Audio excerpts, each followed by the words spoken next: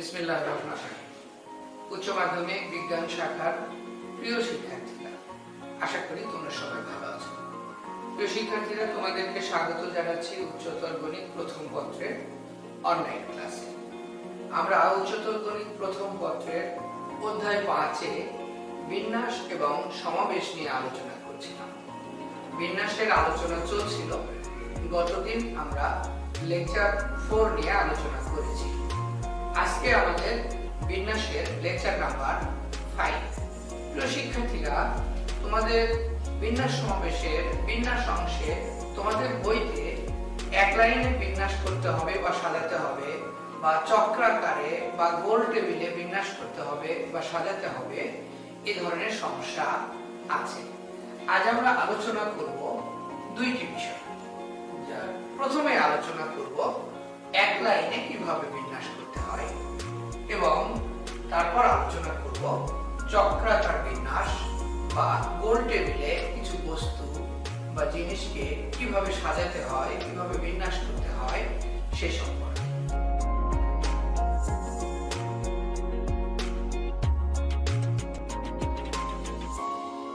আমরা শুরুতেই আসি এক লাইনে বিন্যাস।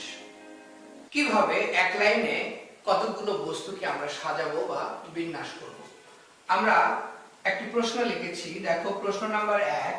বলা হচ্ছে যে পোস্টেজ এর বর্ণগুলিকে বিন্যাস করতে হবে যেন স্বরবর্ণগুলি জোড় স্থানে বা জোড় অবস্থানে থাকে। প্রথমে আমাকে বের করতে হবে এই যে পোস্টেজ নামে শব্দ, এখানে কয়টি স্বরবর্ণ আছে এবং কয়টি ব্যঞ্জন বর্ণ আছে। তাহলে পোস্টেজ শব্দে মোট বর্ণ কয়টি? 1 2 3 4 5 6 7, 7টি। যার মধ্যে স্বরবর্ণ 1 2 3, 3টি স্বরবর্ণ। তারা কে কে? ও, এ, ই। এবং 4টি ব্যঞ্জন বর্ণ। তারা কে কে? পি, এস, টি, জি। এখন দেখো, আমাদেরকে যেটা করতে হবে এক লাইনে বিন্যাস। এক লাইনে বিন্যাস মানে আমি এখানে 7টি শূন্য স্থান তৈরি করি। এখন এই যে 7টি শূন্য স্থান আমি তৈরি করলাম, এখানে দেখো আমাকে স্বরবর্ণগুলিকে কোথায় রাখতে হবে? জোড় স্থানে। তাহলে এই 2 4 6, অর্থাৎ জোড় অবস্থান এখানে রয়েছে 3টি। তাহলে আমি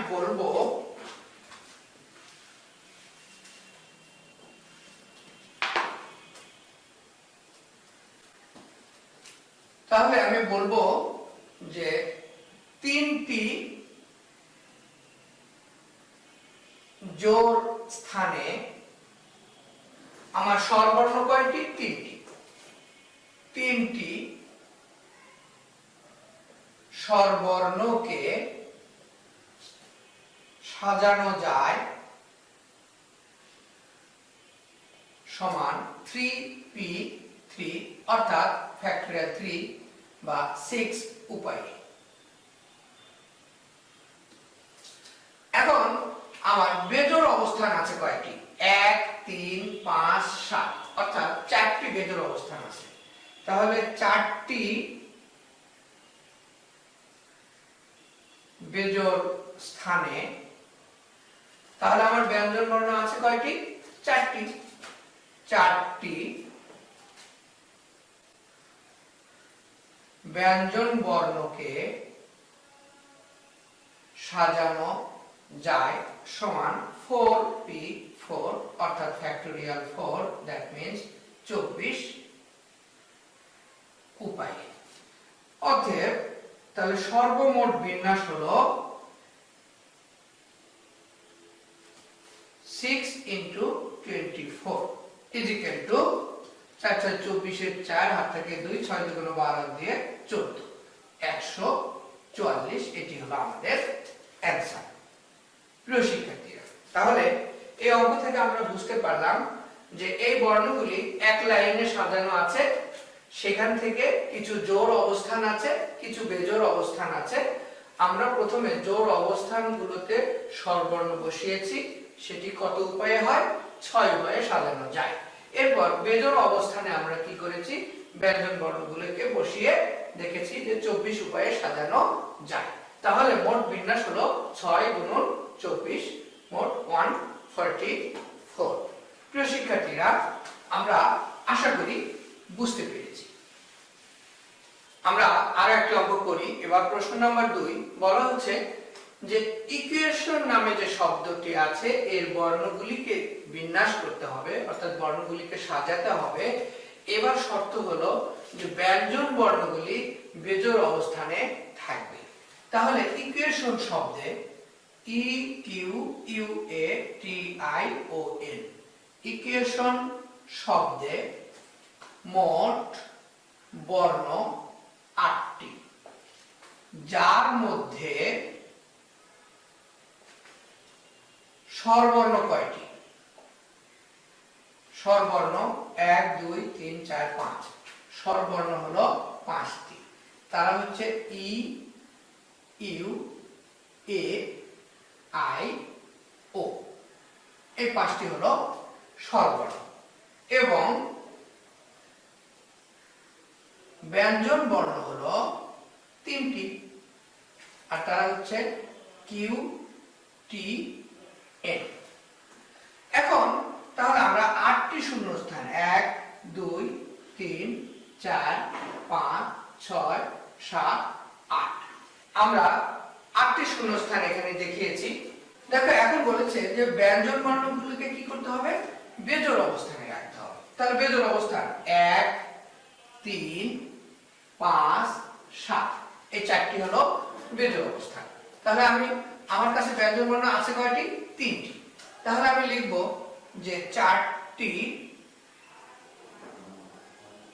বেজোড় অবস্থানে 3টি ব্যঞ্জন বর্ণকে সাজানো যায় সমান 4p3 সমান 24 উপায়ে। এরপরে দেখো, জোড় অবস্থান আছে 1 2 3 4। তাহলে জোড় অবস্থান আছে 4টি, কিন্তু আমার স্বরবর্ণ কয়টি আছে?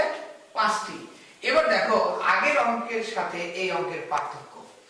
আগের অঙ্কে কিন্তু আমার 4টি বর্ণের জন্য 4টি অবস্থান ছিল এবং 3টি বর্ণের জন্য 3টি অবস্থান ছিল। এবার কি হচ্ছে? আমার ব্যঞ্জন বর্ণ 3টি, কিন্তু অবস্থান আছে 4টি। তাহলে 4টি অবস্থানে আমি 3টি ব্যঞ্জন বর্ণকে সাজিয়েছি। উত্তর পেয়েছি কত? 24। লক্ষ্য করে দেখো, আমি যখন 4টি অবস্থানে 3টি ব্যঞ্জন বর্ণকে বসাবো, তখন একটি অবস্থান কিন্তু শূন্যস্থান হিসেবে থেকে যাবে। এবার বলছি স্বরবর্ণ 5টিকে কি করব? আমি জোড় স্থানে বসাবো। তাহলে জোড় স্থান তো 4টি, স্বরবর্ণ আছে 5টি। তাহলে 4টি স্বরবর্ণকে 4টি জোড় স্থানে বসানোর পরে একটি স্বরবর্ণ কিন্তু অবশিষ্ট থাকে, আর সেই স্বরবর্ণটি কিন্তু এই বেজোড় অবস্থান যেটি একটি ফাঁকা থাকলো সেই স্থানে বসবে। তাহলে আমাদের অঙ্কের শর্তে কিন্তু কোনো সমস্যা হচ্ছে না, কারণ অঙ্কের শর্তে বলেছে ব্যঞ্জন বর্ণগুলিকে বেজোড় স্থানে রাখতে হবে। স্বরবর্ণগুলিকে যে বেজোড় স্থানে রাখতে পারবো না, এ ধরনের কথা কিন্তু বর্ণনার মধ্যে নাই। সুতরাং আমরা বলবো অবশিষ্ট একটি বেজোড় স্থান ও 4টি জোড় স্থান, অর্থাৎ 5টি শূন্যস্থানে 5টি স্বরবর্ণকে সাজানো যায় সমান 5p5, দ্যাট মিন্স ফ্যাক্টোরিয়াল 5 বা 120 উপায়ে। অতএব সর্বমোট বিন্যাস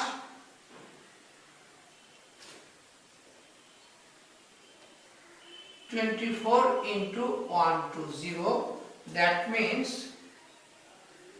2880। এটি হলো আমাদের অ্যান্সার। প্রিয় শিক্ষার্থীরা, তাহলে এক লাইনে বিন্যাস বা এক লাইনে কতগুলো বস্তুকে সাজানোর ক্ষেত্রে আমরা দুইটি সমস্যার সমাধান করেছি।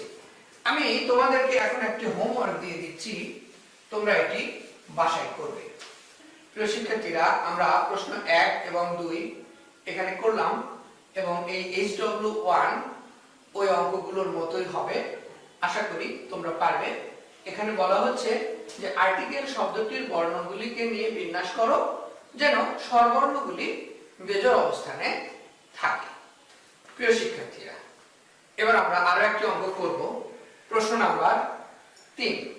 14 জন বিজ্ঞান এবং 10 জন মানবিক শাখার শিক্ষার্থীকে এক লাইনে কত প্রকারে বসানো যায়? লক্ষ্য করো, এক লাইনে সাজাতে হবে বা এক লাইনে বিন্যাস করতে হবে যেন মানবিকের শিক্ষার্থীরা পাশাপাশি না বসে। প্রিয় শিক্ষার্থীরা, আমরা এর আগে যে দুটো অঙ্ক করলাম সেখানে কিন্তু এ ধরনের সমস্যা ছিল না। লক্ষ্য করো, আমাদেরকে বলেছে যে মানবিকের শিক্ষার্থীরা কোনোভাবেই পাশাপাশি বসতে পারবে না। তাহলে আমরা একটা কাজ করি, প্রথমে বিজ্ঞানের শিক্ষার্থীদেরকে বসাই। তাহলে আমাকে 14টি শূন্যস্থান 1 2 3 4 5 6 7 8 9 10 11 12 13 14 আমি 14টি আসন এখানে দেখাচ্ছি। এই 14টি আসনে 14 জন বিজ্ঞানের শিক্ষার্থী প্রথমে বসিয়ে দিলাম। তাহলে এই 14 জনের মাঝখানে যে শূন্য স্থানগুলো আছে লক্ষ্য করো, 1 2 3 4 5 6 7 8 9 10 11 12 13, অর্থাৎ 14 জন শিক্ষার্থীকে আমি যখন এক লাইনে বসিয়েছি তখন তাদের মাঝখানে 13টি শূন্যস্থান রয়েছে। লক্ষ্য করো, সর্ববামে কিন্তু আরো একটি স্থান রয়েছে এবং সর্বডানে আরো একটি স্থান রয়েছে। অর্থাৎ আমি বলবো 2 যোগ 13 ইজিক্যাল টু 15টি শূন্যস্থান আছে। আমি এখন কি করব, 15টি শূন্যস্থানে 10 জন মানবিকের শিক্ষার্থীকে বসালে বিন্যাস সংখ্যা কত হবে? বিন্যাস সংখ্যা সমান 15p10। প্রিয় শিক্ষার্থীরা, লক্ষ্য করো, আমার 15টি শূন্য স্থান রয়েছে, সেখানে আমি 10 জন মানবিকের শিক্ষার্থীকে বসাবো।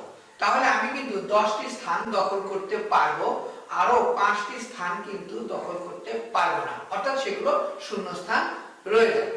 তাতে কি, যেগুলো শূন্য স্থান রয়ে যাবে সেখানে তো দুই পাশে বিজ্ঞানের শিক্ষার্থী রয়েছে, সুতরাং মানবিক কিন্তু পাশাপাশি বসতে পারছে না। এবার আসি, এই যে 14 জন বিজ্ঞানের শিক্ষার্থী,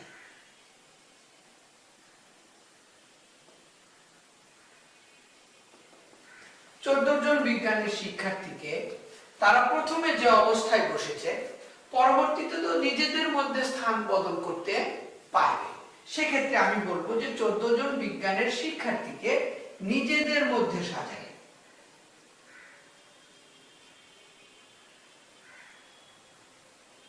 সাজালে বিন্যাস সংখ্যা হবে ফ্যাক্টোরিয়াল 14। অতএব মোট বিন্যাস 15p10 ইনটু ফ্যাক্টোরিয়াল 14। এটি হলো আমাদের এই প্রশ্নের উত্তর। প্রিয় শিক্ষার্থীরা, এবার আসি আজকে আলোচনার দ্বিতীয় বিষয়বস্তু, চক্রাকার বিন্যাস। চক্রাকার বিন্যাসের সূত্র, n সংখ্যক বস্তুকে চক্রাকারে বা গোল টেবিলে সাজালে আমরা যে বিন্যাস সংখ্যা পাবো তার মান n-1 এর ফ্যাক্টোরিয়াল ডিভাইডেড বাই 2। প্রিয় শিক্ষার্থীরা, এখানে দুইটি বিষয় ব্যাখ্যা করা প্রয়োজন। একটি হলো n-1 কেন হবে এবং 2 দিয়ে ভাগ কেন করব। ধরি a b c d চারটি বস্তু। এখন আমি এখানে একটি গোল টেবিল বা একটি চক্র তৈরি করলাম।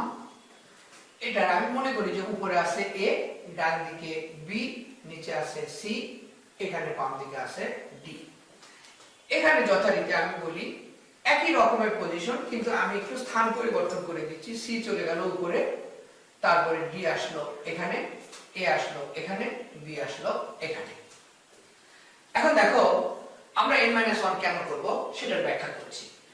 আমি যদি বলি যে ঘড়ির কাঁটার দিকে ঘুরেছে a b c d, এখানেও কিন্তু ঘড়ির কাঁটার দিকে ঘুরেছে। দেখো a b c d, এটি উপর থেকে গণনা শুরু করেছি, এটি নিচে থেকে গণনা শুরু করেছি। তার মানে আমি বস্তুগুলোকে স্থান পরিবর্তন করে দিয়েছি, তারপরও আমার কাছে মনে হচ্ছে যে আসলে স্থান পরিবর্তিত হয়নি, শুধু ওই চক্রটাকে ঘোরানো হয়েছে, আপসাইডটাকে ডাউন করা হয়েছে, এরকম মনে হচ্ছে। এখন এই কারণে বলা হচ্ছে যে সবগুলোকে স্থান পরিবর্তন করা যাবে না, একটিকে আমাদেরকে ফিক্সড করে দিতে হবে, অর্থাৎ এটি স্থির থাকবে, অন্যগুলোকে আমরা স্থান পরিবর্তন করে দিব। তাহলে বিষয়টি কেমন হয় লক্ষ্য করো। এখানে a, এটি স্থির থাকলো, আমরা b কে এই পাশে দিলাম, c যথারীতি এখানে থাকলো এবং d কে এখানে দিলাম। এবার কিন্তু আমাদের কাছে মনে হয়েছে যে উপাদানগুলি জায়গা পরিবর্তন করেছে। সে কারণে আমাদেরকে বিন্যাস সংখ্যা বের করার জন্য n-1 অর্থাৎ যতগুলো বস্তুকে আমি সাজাবো তার মধ্য হতে একটিকে বিয়োগ করে আমাকে ফ্যাক্টরিয়াল চিহ্ন দিতে হবে। এবার আসি 2 দ্বারা ভাগ কেন করব। লক্ষ্য করো আমরা a কে স্থির রেখে বিন্যাস করেছি। এখানে যে বিন্যাসটি আছে, আমি যদি ঘড়ির কাঁটার দিকে গণনা করি তাহলে a b c d, আর এখানে যে বিন্যাস আছে আমি যদি ঘড়ির কাঁটার বিপরীত দিকে গণনা করি তাহলে a b c d। অর্থাৎ আমি বলবো যে এই বিন্যাস এবং এই বিন্যাস একই বিন্যাস দুইবার এসেছে, একটি ঘড়ির কাঁটার দিকে আর একটি ঘড়ির কাঁটার বিপরীত দিকে। অর্থাৎ আমরা যখন চক্রাকারে কোনো বস্তু বা বস্তু সমূহকে সাজাবো তখন কিন্তু এক ধরনের বিন্যাস দুইবার করে আসবে। অর্থাৎ এই n-1 এর যে টোটাল বিন্যাস সংখ্যা আছে সেখানে কিন্তু 2টি করে একই রকমের বিন্যাস আছে। সেটাকে বর্জন করার জন্য আমরা 2 দ্বারা ভাগ করব। এটি হলো আমাদের ডান আবর্তন বা বাম আবর্তনের যোগফল না করে যে কোনো একদিকে সাজালে মোট বিন্যাস হবে n-1 ফ্যাক্টোরিয়াল ডিভাইডেড বাই 2। প্রিয় শিক্ষার্থীরা, আশা করি তোমরা বুঝতে পেরেছো। এবার এই সূত্র দিয়ে আমরা একটা অঙ্ক করি। প্রশ্ন 1 বলা হচ্ছে 7 জন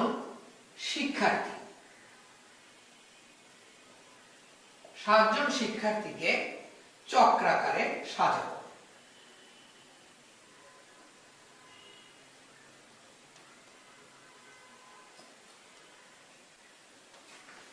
তাহলে 7 জন শিক্ষার্থীকে আমি যদি চক্রাকারে সাজাই তাহলে আমার উত্তর হবে 7 - 1 factorial is equal to factorial 6.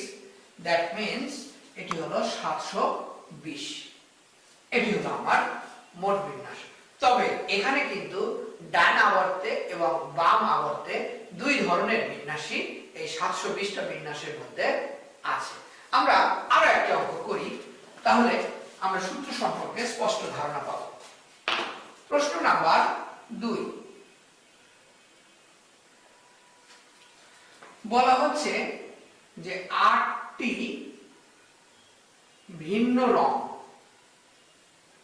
ভিন্ন রঙের মুক্তা দিয়ে হার তৈরি করতে হবে। প্রিয় শিক্ষার্থীরা লক্ষ্য করো, আমরা মুক্তার মালা তৈরি করব। এখানে 8টি ভিন্ন রঙের মুক্তা আছে, সেটি দিয়ে আমরা মুক্তার মালা তৈরি করব। তাহলে আমি যদি ডান আবর্তন এবং বাম আবর্তন সহ গণনা করি, সেক্ষেত্রে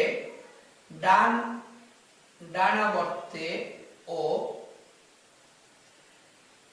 বাম আবর্তে মোট বিন্যাস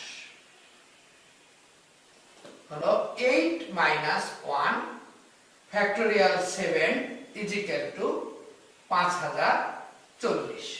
এখন বিষয়টা হলো যে 5040 উপায়ে এই মুক্তাগুলোকে সাজানো যায় চক্রাকারে, তার মধ্যে কিন্তু ডান আবর্তনও আছে, বাম আবর্তনও আছে। এখন মুক্তার মালা তৈরি করার পরে আমি কিন্তু এটি নিশ্চিত করতে পারবো না যে এই বিন্যাসটা কি ডান আবর্তে হলো নাকি বাম আবর্তে হলো, অর্থাৎ আমার কিন্তু দুই আবর্তের প্রয়োজন নেই। সেক্ষেত্রে আমি বলবো যে মোট বিন্যাস হলো ফ্যাক্টোরিয়াল 8 - 1 অর্থাৎ ফ্যাক্টোরিয়াল 7 / 2। তাহলে ফ্যাক্টোরিয়াল 7 / 2, দ্যাট মিন্স এটি হবে হলো 2520। এটি হলো আমাদের অ্যানসার। আমরা চক্রাকার বিন্যাসের আরো একটি অঙ্ক করব। প্রশ্ন নাম্বার 3 বলা হচ্ছে যে 4 জন বিজ্ঞান এবং 5 জন মানবিক শাখার শিক্ষার্থীকে গোল টেবিলে কত প্রকারে সাজানো যায়। লক্ষ্য করো, গোল টেবিলে অর্থাৎ চক্রাকারে সাজাতে হবে যেন বিজ্ঞানের শিক্ষার্থীরা পাশাপাশি না বসে। এবার আমরা কি করব, আমরা একটি চক্র অর্থাৎ গোল টেবিল তৈরি করলাম। এখানে আমরা প্রথমে মানবিকের শিক্ষার্থীদেরকে বসিয়ে দিলাম। তাহলে মানবিকের 5 জন শিক্ষার্থী, মনে করো 1 2 3, এই 5 জন শিক্ষার্থী হচ্ছে মানবিকের, তাদেরকে আমরা প্রথমে 5টি সিটে বসিয়ে দিলাম। এখন এই 5টি সিটের মাঝখানে ফাঁকা জায়গা 1 2 3 4 5। যখন আমরা চক্রাকারে বা গোল টেবিলে 5 জনকে বসিয়েছি, তখন কিন্তু এই 5 জনের মাঝখানে যে শূন্যস্থান সেটি কিন্তু 5টি, অর্থাৎ 5টি সিটের মাঝখানে শূন্যস্থান 5টি। আর ওখানে 14 জনকে বসানোর পরে আমরা শূন্যস্থান পেয়েছিলাম 15টি।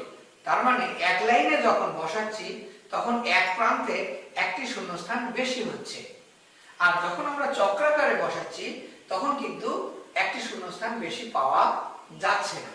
সেক্ষেত্রে আমরা এখন কি করব, 5 জন মানবিক শাখার শিক্ষার্থীর মাঝে 5টি শূন্য স্থানে 4 জন বিজ্ঞান শাখার শিক্ষার্থীকে বসানো যায় সমান 5p4 = ফ্যাক্টোরিয়াল 5, দ্যাট মিন্স 120 উপায়। তাহলে এই 5টি শূন্য স্থানে আমরা 4 জন বিজ্ঞান শাখার শিক্ষার্থীকে বসালাম। এখন এই যে 5 জন মানবিকের শিক্ষার্থী আগে থেকে বসে আছে, এদেরকে কিন্তু আমরা আবার নিজেদের মধ্যে সাজাতে পারব।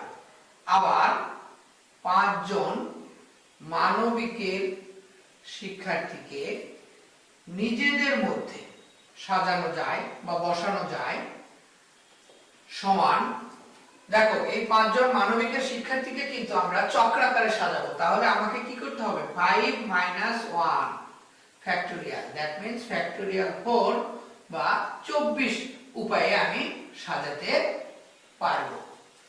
সেক্ষেত্রে আমার মোট বিন্যাস কত হবে,